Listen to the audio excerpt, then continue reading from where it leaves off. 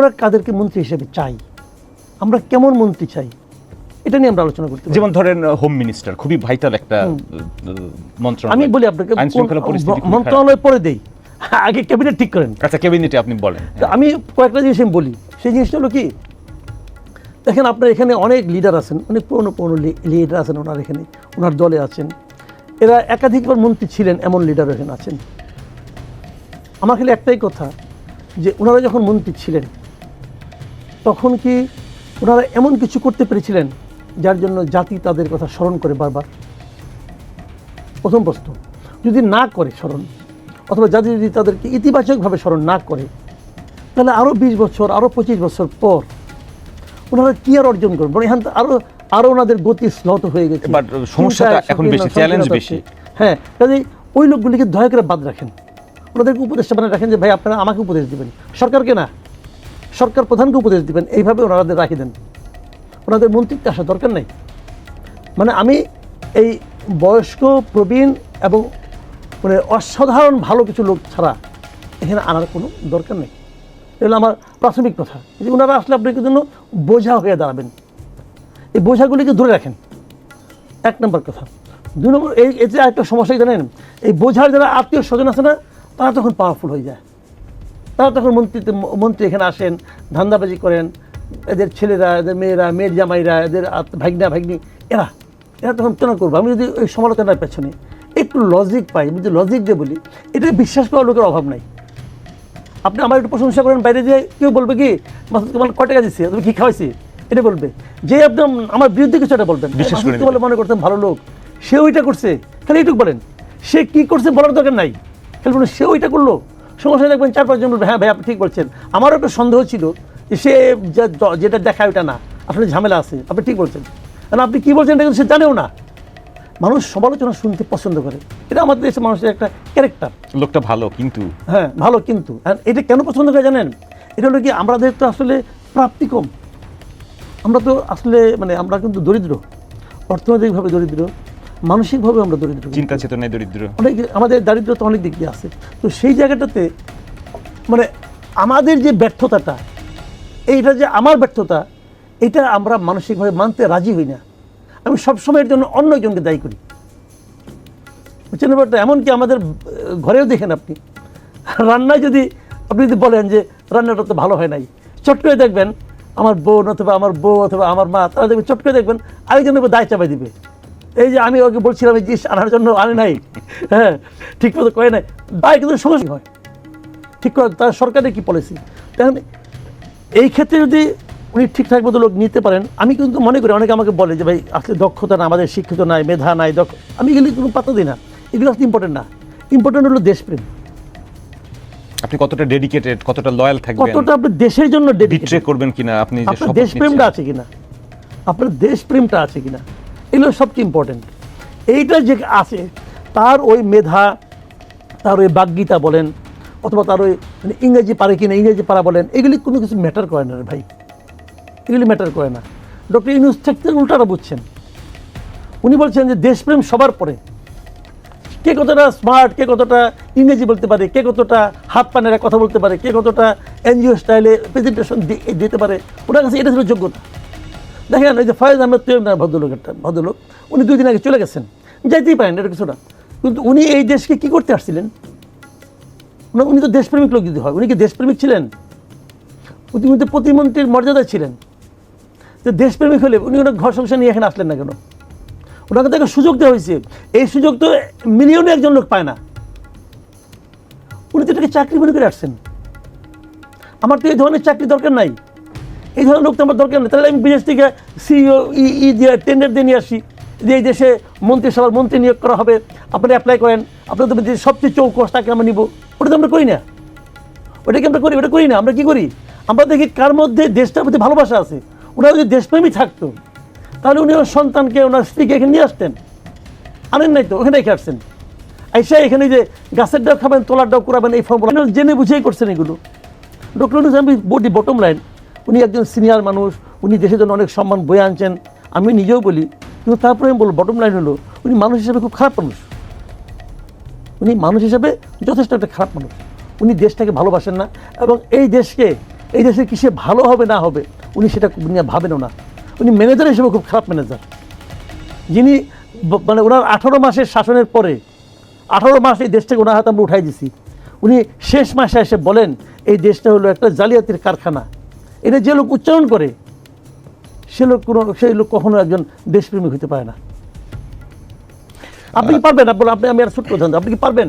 ধরেন আমার বাসায়, আপনার কথা বাদ দিয়ে আমি আমার কথা বলি, ধরেন আমার ছেলেটা ধরা যাক 17-18 বছর বয়স, আমি জানতে পারলাম তাকে আমি ঠিকমতো মানুষ করতে পারি নাই, অথবা তাকে ঠিকমতো গাইড করতে পারি নাই, সে এখন ড্রাগ অ্যাডিক্ট হয়ে গেছে। এখন ওই ছেলেকে বসাইয়া পাড়া প্রতিবেশীকে ডেকে আমি কি বলবো যে আমার ছেলেটা একটা ড্রাগ অ্যাডিক্ট? আমি তো এটুকুই বলবো না, আমি বরং তার চিকিৎসার চেষ্টা করব, তাই না? উনি দেশি বিদেশি লোকজনের সামনে বলতেছেন যে বাংলাদেশ একটা জালিয়াতির কারখানা হয়ে গেছে। আপনি চিকিৎসার চেষ্টা করবেন, মানে কারেকশনের চেষ্টা করবেন, রিহ্যাবিলিটেট করার আমি ওগুলি করবো, হ্যাঁ। তো ডক্টর ইউনূস তো চেষ্টা করেছেন রিফর্ম নিয়ে, করুক চেষ্টা কি করেছে পরে বলতেছি। উনি চেষ্টা করেছে, মানলাম, ধরলাম হাইপোথেটিক্যালি চেষ্টা করেছে, তাহলে ওইখানে সেটা ডিক্লেয়ার করলো কেন? উনি কিন্তু ডিক্লেয়ার করতে পারে, এবং আমি দায়িত্ব নিয়ে বলতেছি উনি মিথ্যা বলছে।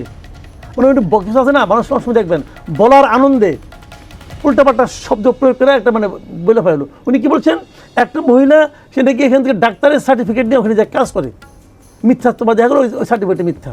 আচ্ছা মানলাম, এই মিথ্যা সার্টিফিকেট সে কেন নিবে? যদি সে গৃহপরিচারিকা হয়, গৃহপরিচারিকার জন্য কি ডাক্তারের সার্টিফিকেট কোনো কাজে লাগবে? সেটা কেন নিবে? আবার যদি সে সার্টিফিকেট দিয়ে আগে চাকরি নিবে, পরে চাকরির দেখা যাবে সার্টিফিকেটটা ভুল, এই তো। তো এই সার্টিফিকেট গৃহপরিচারিকার কাজের জন্য তার ডাক্তারি সার্টিফিকেটটা নিতে হবে, এর প্র্যাকটিক্যাল বলেন আপনি? আজকে কথা বানিয়ে গেছি, টোটালি বানিয়ে গেছি, আমি এটা বিশ্বাস করি না। আমরা এই আলোচনায় আবারও আসবো। আর একটা কথা বলি, যে ডাক্তারি সার্টিফিকেট নিতে হয় তাকে, যে কোনো সার্টিফিকেট নিয়ে আপনি যদি বিদেশ যান কর্মসংস্থানের জন্য, ওই সার্টিফিকেট তো পররাষ্ট্র মন্ত্রণালয় করে এন্ডোর্স করতে হবে। ওনার আরেকটা কমেন্ট খুব সমালোচনার জন্ম দিয়েছিল। জাতীয় সংসদ ভবনের দক্ষিণ প্লাজায় যেদিন জুলাই সনদ স্বাক্ষরের অনুষ্ঠান ছিল, ওই দিন উনি একটা কমেন্ট করেছিলেন, সেটা নিয়ে অনেক সমালোচনা হয়েছে। আমরা দুদিন পরে বাংলাদেশের নতুন জন্মদিন ব্যয় করেন।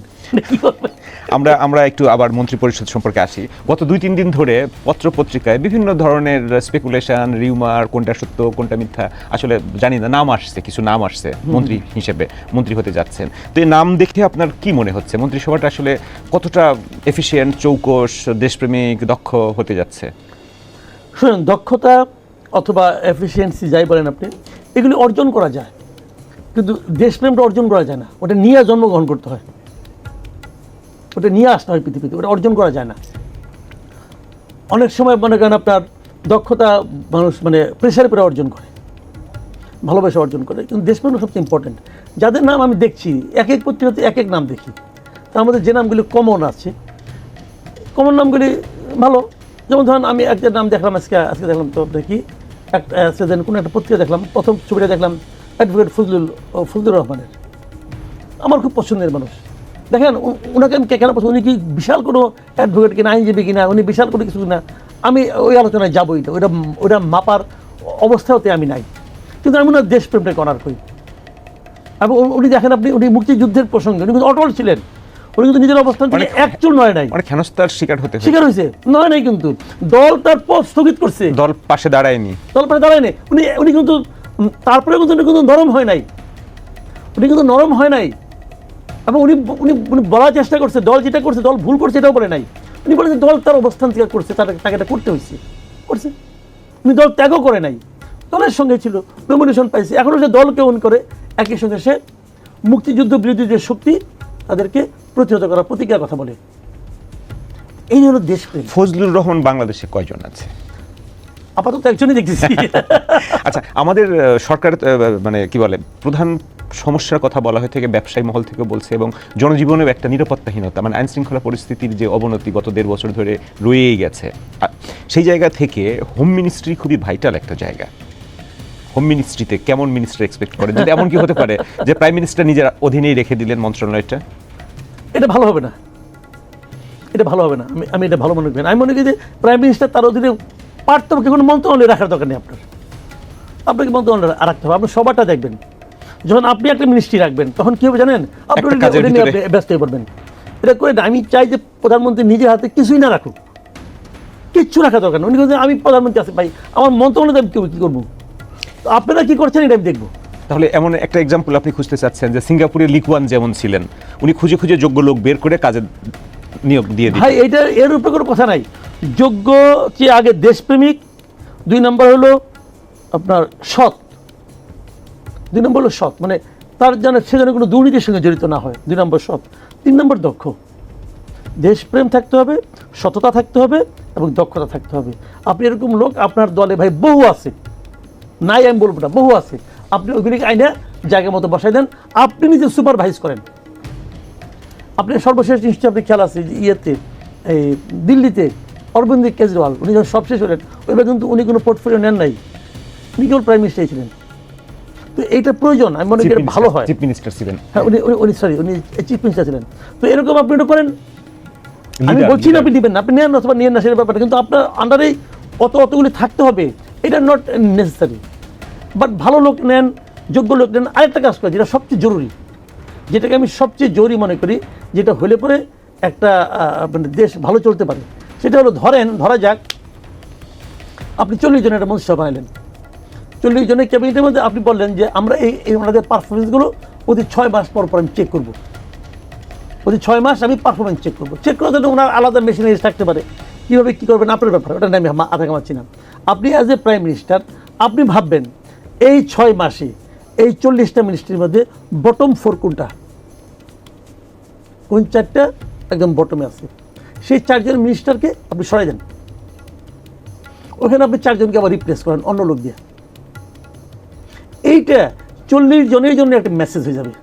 আমাদের আইএমইডি যেমন এডিপি ইমপ্লিমেন্টেশন মনিটর করে 3 মাস 1 মাস পর পর কার কি প্রোগ্রেস, Right. কে সবচেয়ে পিছায় আছে, কে সবচেয়ে টপ পারফর্মার। আমরা একটু রাজনীতি নিয়ে কথা বলি। নির্বাচন হয়ে গেল একটা মেরুকরণকৃত অবস্থায় দুইটা জোটের ভিতরে, তো এখন রাজনীতির নতুন হিসাব নিকাশ কি দাঁড়াচ্ছে? এটা খুব জটিল এই কারণে আমি বলি আপনাকে যে এই শপথ গ্রহণের পরের থেকেই কিন্তু একটা ঝামেলা শুরু হবে। ঝামেলাগুলোকে আমি অন্তত 2টা সেক্টর আপনাকে আমি বলি, 2টা জায়গায় আমি বলি। যখন আপনি শপথ গ্রহণ নিলেন, সংসদ কার্যকর হয়ে গেল, প্রথমেই প্রশ্ন উঠবে সংসদীয় কমিটিগুলি গঠন করার জন্য। এটা ইনিশিয়ালি প্রথমে আসে। যখন আপনি সংসদীয় কমিটি গঠন করতে যাবেন, তখনই একটা বিকট একটা সমস্যা ক্রিয়েট হবে। সেই সমস্যাটা হলো সংসদীয় কমিটিগুলির সভাপতি কী হবে। জুলাই সনদ যেটা বানানো হয়েছে সেখানে বলা হয়েছে সংসদীয় কমিটির সভাপতি হবে বিরোধী দল থেকে একজন হবে, প্রত্যেকটা সংসদীয় কমিটির সভাপতি বিরোধী দলের কোনো একজন মেম্বার হবে। বিএনপি যে ইশতেহার দিয়েছে নির্বাচনে, সেখানে তারা স্পষ্টভাবে উল্লেখ করছে যে সংসদীয় কমিটির সভাপতি পোস্টটা, এই পদটা সংসদে যে দলের যত সদস্য সংখ্যা আছে তার আনুপাতিক হারে নির্বাচন করা হবে।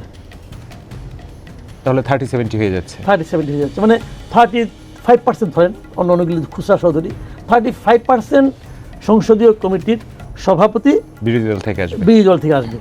আবার কোনটাই 35% মানে কোন মিনিস্ট্রি, এটাও কিন্তু ক্লিয়ার না। ওইটা হয়তো ওনারা ঠিক করবেন। দেখা যাবো যে নারী ও শিশু বিষয়ক মন্ত্রণালয় বানায় দিয়ে মৎস্য ফিশারিজ, হ্যাঁ ফিশারিজে দিয়ে দিল একজন। তো এরকম হতে পারে, কী হবে আমি জানি না। তো এটা কিন্তু একটা বিষয়। আগেটা তো খুব সিম্পল ছিল, এটা নিয়ে একটা বিরোধ হবে। বিরোধটা এরকমভাবে যে জুলাই সনদে সিগনেচার করার পরেই তো ওনাদের ইশতেহার ঘোষণা করছেন, পরে করছেন না, ওখানে তো সিগনেচার করে আসছেন। কিন্তু জুলাই সনদে তো তারা অনেক নোট অফ ডিসেন্টও দিয়েছিলেন। এই ক্ষেত্রে তো নোট অফ ডিসেন্ট দেয় নাই, মূল সনদ যেটা সেখানে নোট অফ অনেক নোট অফ